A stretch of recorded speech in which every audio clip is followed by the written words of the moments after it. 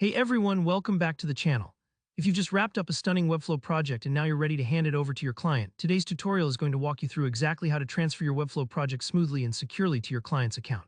By the end of this video, you'll know every step to make sure your client gets access to their new site, whether it's to an individual account or a workspace team, without any confusion or hiccups along the way. Let's get right into it. First things first, before you can transfer anything, you'll want to make absolutely sure that your client actually has a Webflow account set up. I know this might seem basic, but it's a really common mistake. If your client hasn't created their Webflow account yet, go ahead and remind them to do so. It just takes a moment, and it's essential because you can't transfer a project to an email address that isn't connected to an active Webflow account. If they're new to Webflow, maybe send them a quick link to the sign-up page. This little check up front can save both of you from a lot of back-and-forth emails later on. Now, once you've confirmed that your client is all set up, head over to your Webflow dashboard. Hover your mouse over the project you want to hand off to them. You'll see three icons appear. Just look for the little gear icon. That's your site settings. Go ahead and click on that. The settings page is where you manage the behind-the-scenes details of your project, not just the design. Inside the settings, you'll spot another icon. This one looks like a little arrow pointing out of a box or a paper plane. That's the transfer icon, and it's your gateway to handing over control of the project. Take your time here and make sure you're clicking the right project. It's kind of like double-checking an address before mailing an important package. Once you send it, it's out of your hands, so you want to be sure you're transferring the correct site.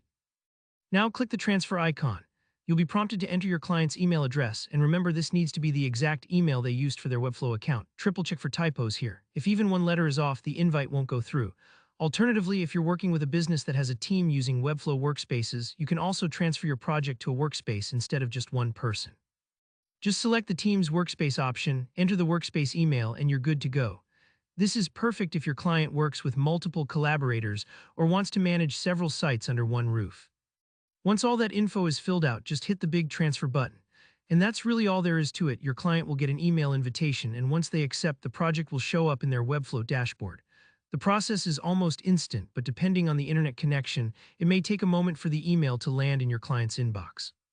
And that's it. You've now successfully handed off your Webflow masterpiece. Remember, if you or your client run into any issues, don't panic. You can always resend the invite or reach out to Webflow support for help. If this video helped you out, please give it a thumbs up and subscribe for even more Webflow tips and tutorials.